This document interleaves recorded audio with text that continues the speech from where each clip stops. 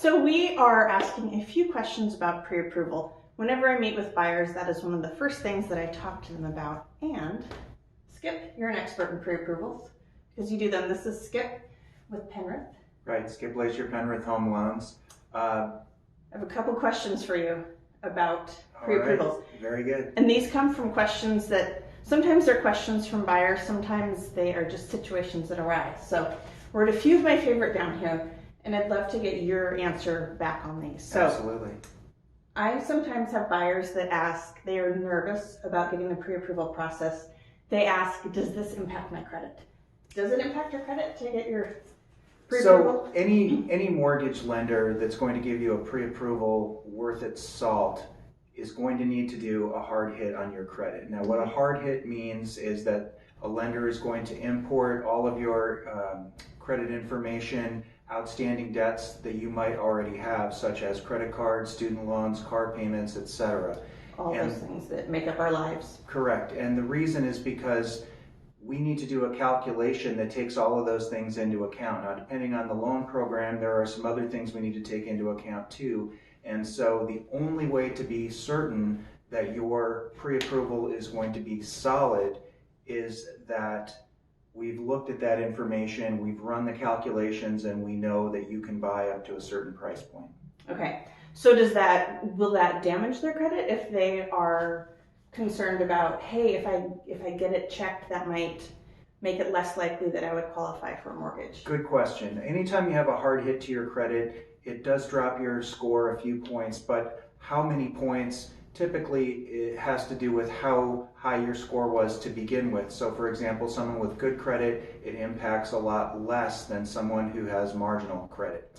Now, those points do come back. It usually takes 1 or 2 billing cycles for those points to bounce back onto your credit score, so it's not a permanent damage of any sort. It's just kind of the way that it works.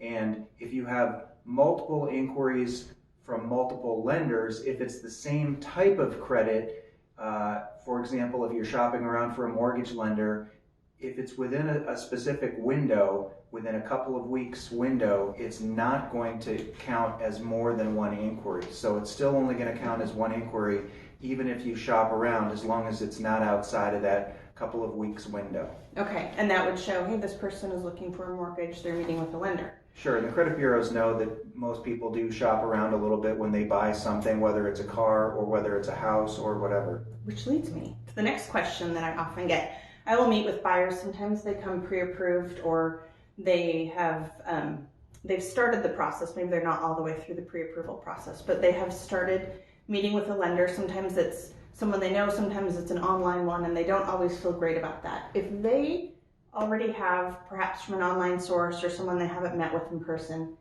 and they get a second opinion. A lot of times we talk about a second opinion in medical situations. Is this something that you can do, or is it wise to get a second opinion? I would say it's always wise to get a second opinion, particularly if you don't wait too long. If it's within that window where it's not going to impact your credit, there really is no reason not to get a second opinion, because at the worst, you're going to learn what you like, what you didn't like, what one lender has to offer versus another lender has to offer, and you might discover something that you didn't even know existed. So I would highly encourage people that are shopping around for a mortgage loan to look at least 2 or maybe 3 different lenders.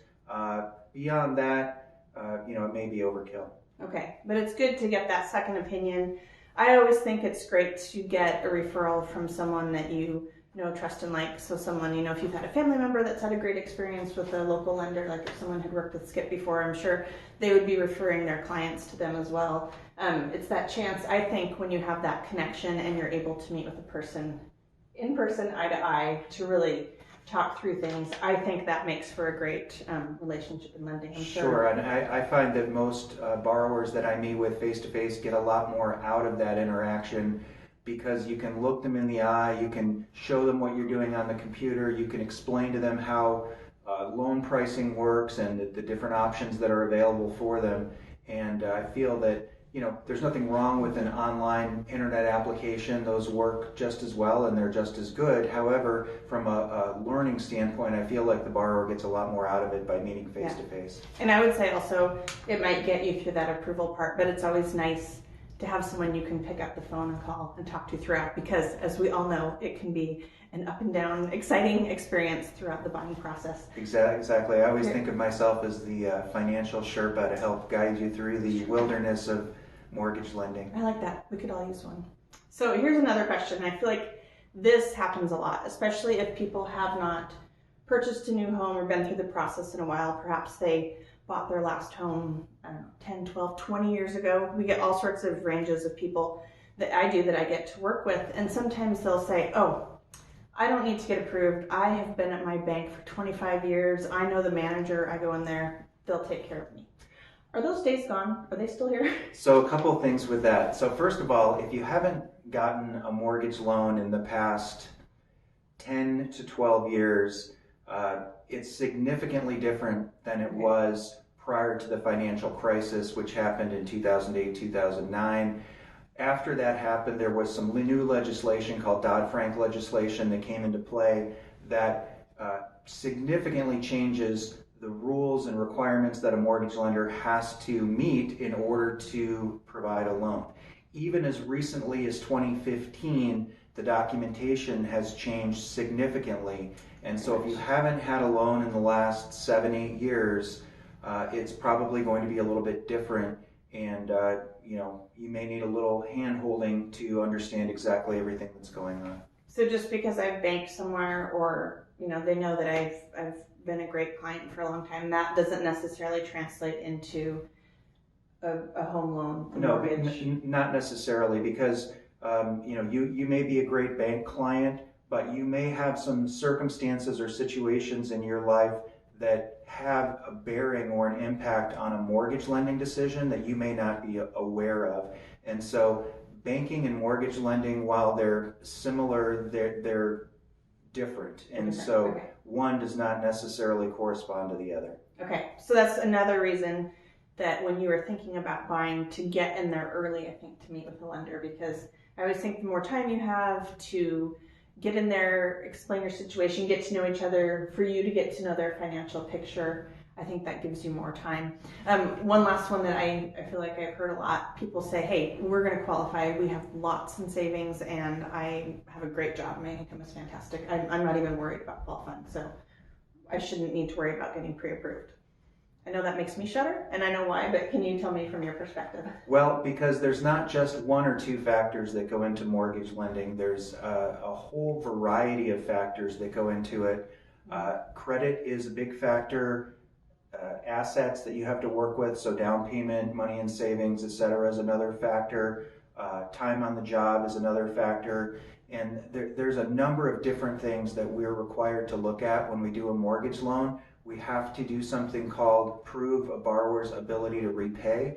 And that ability to repay formula, if you will, is something that takes into account a lot of different areas. And so, again, if you haven't gotten a mortgage loan in the last few years, it might be significantly different than what you've experienced in the past. So it might be different, but it is still a fun process as far as when you get a great lender, when you have the chance to work with a realtor who has your best interest right there first and foremost. So what I'm taking away from this is, sounds like all of us know just enough to know a little bit about mortgages, but really working with an expert is the key. Taking the time to get pre-approved really clears the path and makes it an exceptional process. And just to piggyback on that, the job of a good loan officer is not only to make the process as smooth and painless as possible, but also to be able to foresee potential pitfalls. And so if you have someone who's new or inexperienced, they may not be familiar enough with certain underwriting guidelines that are going to come up down the road. Yeah.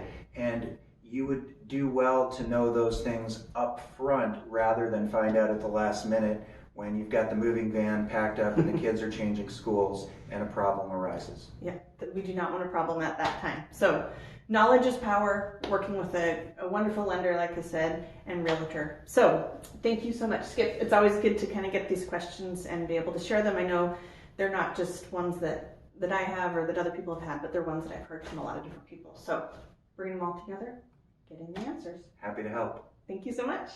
Bye.